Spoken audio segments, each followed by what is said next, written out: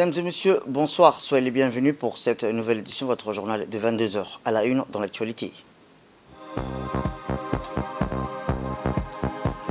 À la une dans l'actualité nationale, le président de la République, son Excellence Ismaël Omar Guelleh, a reçu les lettres de créance de 3 nouveaux ambassadeurs.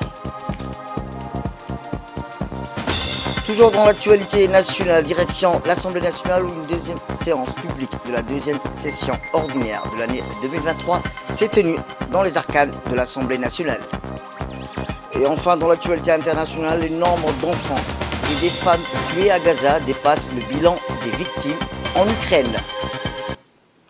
C'était le titre. Merci si vous nous rejoignez.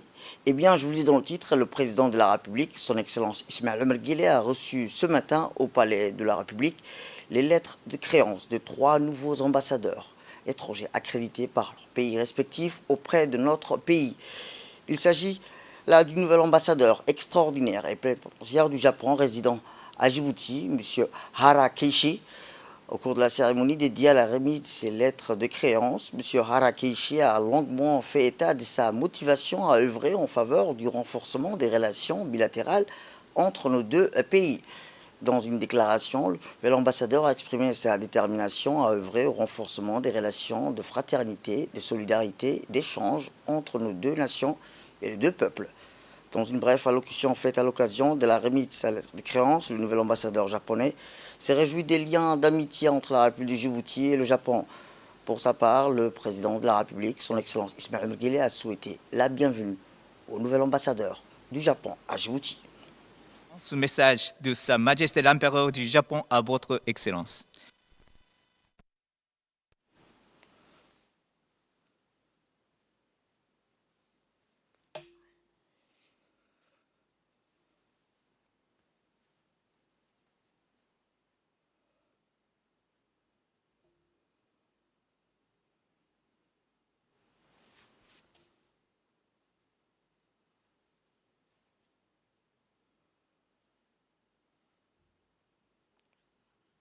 Puis le chef de l'État, son Excellence Ismaël Omar Guelleh, a ensuite reçu la lettre de créance du nouvel ambassadeur extraordinaire et plénipotentiaire de la République du Rwanda à Djibouti, M. Karamba Charles.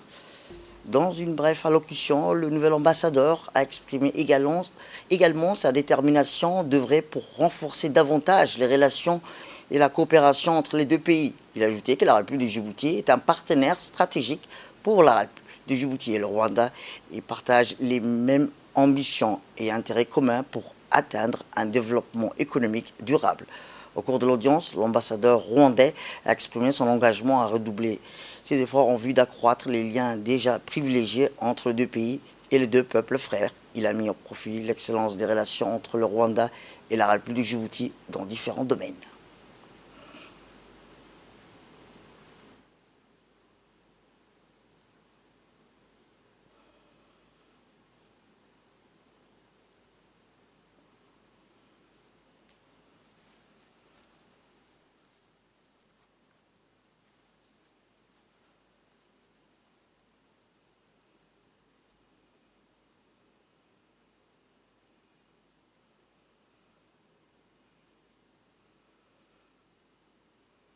Et enfin, dans ce ballet diplomatique, c'est le nouvel ambassadeur extraordinaire et plénipotentiaire du Canada, Joshua Taba, qui a remis ses lettres de créance au président de la République.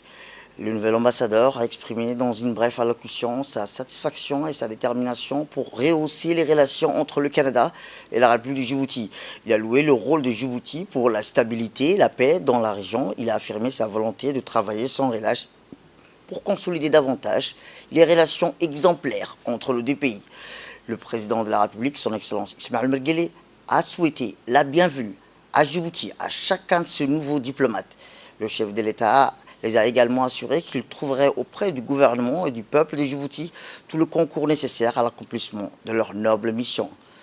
Si tous ces diplomates ont un rang d'ambassadeur extraordinaire plénipotentiaire de leur pays distinct auprès de la République de Djibouti, seul le nouvel représentant de l'État du Japon est ambassadeur résident. À noter la présence à ces audiences de la conseillère diplomatique du président de la République, Madame Fathia Jama-Uddin. Autre actualité nationale et hors de nos frontières, le président de la République, son Excellence Ismaël Omar Guelleh, a été représenté par le ministre des Affaires étrangères de la coopération internationale, porte-parole du gouvernement, M. Mohamed Al-Youssouf, afin de présenter ses condoléances à l'émir du Koweït, son Altesse Michel Al-Ahmed Al-Jaber Al-Sabah, suite au décès du regretté émir Nawaf Al-Ahmed Al-Jaber Al-Sabah. Le ministre, qui était accompagné par l'ambassadeur de la République du Koweït, et a transmis la sympathie fraternelle et la solidarité du président de la République, son Excellence Ismaël Marguerite, et du peuple djiboutien qui s'unissent dans la douleur avec la famille Sabah et le peuple koweïtien dans son ensemble. Nous prions que le très miséricordieux Allah l'accueille dans son paradis éternel. Inna lillahi wa inna ilayhi raji'un.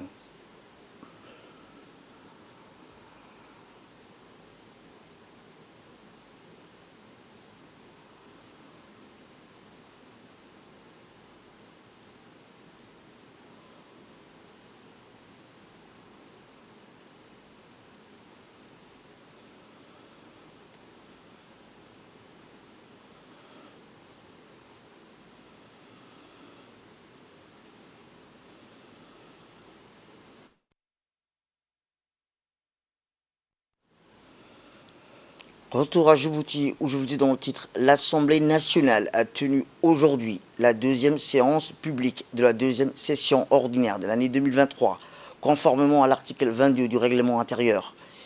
Eh bien, lors d'une session présidée par le président de l'Assemblée nationale, M. Dileta Mohamed Dileta, et en présence du Premier ministre, M. Abdelkader Kamel Mohamed, ainsi que des parlementaires et membres du gouvernement. L'ordre du jour de cette séance concernait les points suivants. Le projet de loi portant au nouveau statut général des fonctionnaires. Le second point était un projet de loi portant approbation des comptes financiers de l'Agence de réhabilitation urbaine et du logement social, sous son acronyme AROULOS, pour l'exercice 2022. Le troisième point portait un projet de loi portant approbation des comptes financiers de l'exercice 2022 du Diwan des biens WARF. Le quatrième point est un projet de loi portant adoption des comptes financiers de l'Agence nationale des personnes handicapées de l'année 2022. Et le cinquième point est un projet de loi portant approbation des comptes financiers de la Société internationale des hydrocarbures de Djibouti pour l'exercice 2022. Eh bien, après le mot d'ouverture prononcé par le président de l'Assemblée nationale, Dileta Mohamed Dileta, il a successivement invité les différents rapporteurs à prendre la parole pour présenter leur rapport sur les projets de loi qui avaient été préalablement étudiés en commission.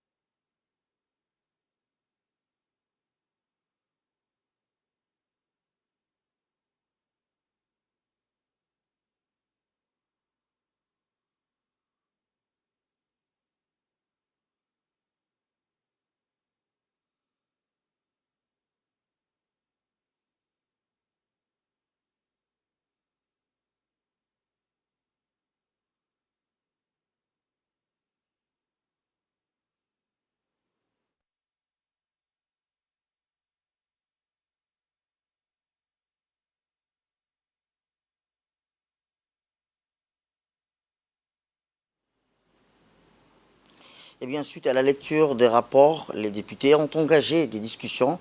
Parmi les points saillants, le nouveau statut général des fonctionnaires, ainsi que l'examen des comptes publics de plusieurs établissements publics, notamment l'Agence de réhabilitation urbaine et du logement social, son acronyme AROULOS, l'Agence nationale des personnes handicapées, le Diwan des biens WARF et la Société internationale des hydrocarbures de Djibouti. Écoutons-les. Ministre, je vous interpelle aujourd'hui juste pour vous encourager et vous faire part d'une recommandation. Sachant que l'État est le principal employeur sur le marché du travail, de plus en plus de jeunes hésitent d'intégrer la fonction publique.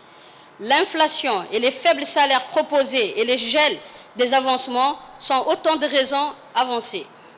Alors, pour combattre la démotivation et la fuite des cerveaux de nos jeunes, il paraît impératif de proposer des solutions pour préserver l'attractivité de la fonction publique et d'assurer un niveau de vie décent des fonctionnaires comme partout ailleurs.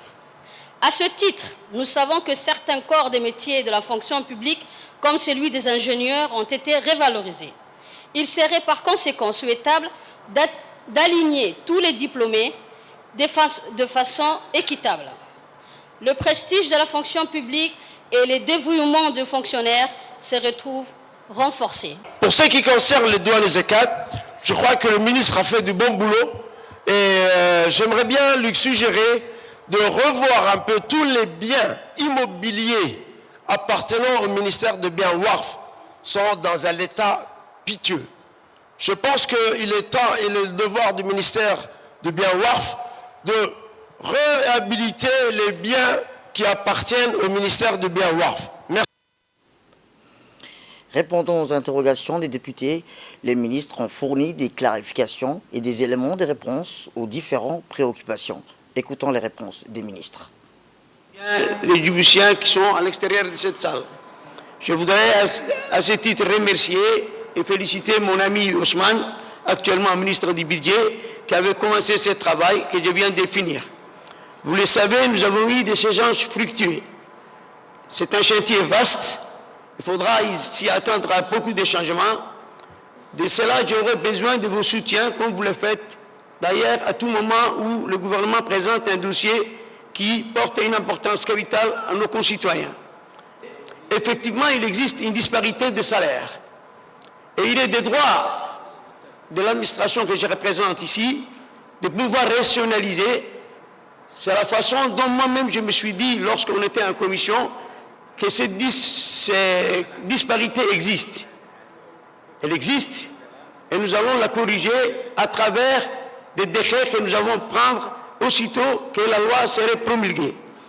Pour vous mettre dans le cadre général des biens WARF, permettez-moi, Monsieur le Président de l'Assemblée nationale, d'entamer mes propos par une petite introduction pour évaluer un établissement public. Plusieurs points essentiels doivent être pris en considération. Parmi ces points, la situation financière. Comme vous avez pu constater, le compte financier des biens WARF affiche un équilibre budgétaire entre produits et charges, avec un résultat excédentaire. Il est à noter aussi que l'établissement est à jour, car il n'a pas de dette fiscale ou sociale. Un autre point important à mon sens aussi, c'est la performance. Une société commerciale est performante quand elle génère un volume important d'affaires et de bénéfices. Un établissement public appartenant à l'État est performant quand il contribue à la croissance et au développement. Pour ce qui est de la direction générale ou le divan de BioWARF a accompli plusieurs réalisations significatives qui contribuent à la croissance économique et au développement de notre pays, tels que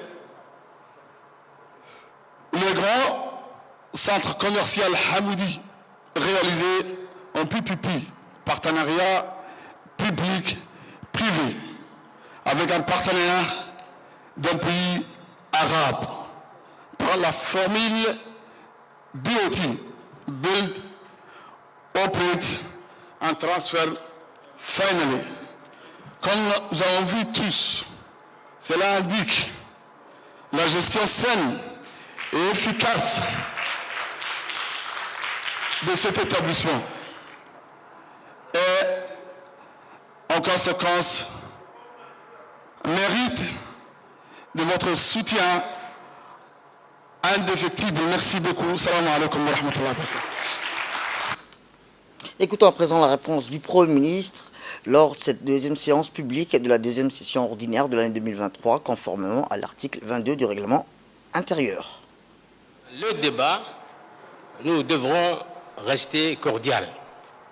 Ce n'est pas à ce que déjà le président de l'Assemblée l'a rappelé à 2 reprises, mais certains députés s'emportent quand ils sont devant les micros. Non, on est là pour débattre des questions d'intérêt national et dans ces débats, nous devons être constructifs. Autre actualité nationale, et cette fois-ci c'est une ordre du jour de ce débat parlementaire entièrement épuisé. Le président de l'Assemblée nationale a exprimé au nom de la représentation nationale ses félicitations les plus chaleureuses à l'honorable Abdou Sikié pour son élection au poste de deuxième vice-président de l'Union parlementaire africaine. Je voudrais juste vous donner une information très importante pour notre Assemblée. Comme vous savez, nous avons la chance d'avoir ici la délégation qui a participé en Côte d'Ivoire sous la conduite du deuxième vice-président, M. Omar Raïs. Et notre pays a été, à la personne de M. Abdou Sikié, élu deuxième vice-président de l'UEP. Je voudrais que vous le félicitez ici.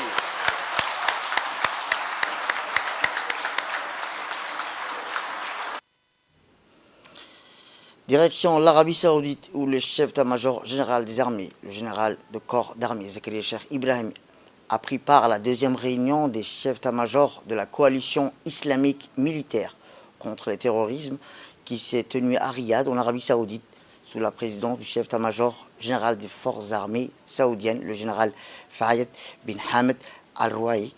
La réunion a porté sur les réalisations et les perspectives stratégiques ainsi que sur son rôle dans l'assistance aux pays membres dans la lutte contre le terrorisme et le sujet de la violence et de l'extrémisme.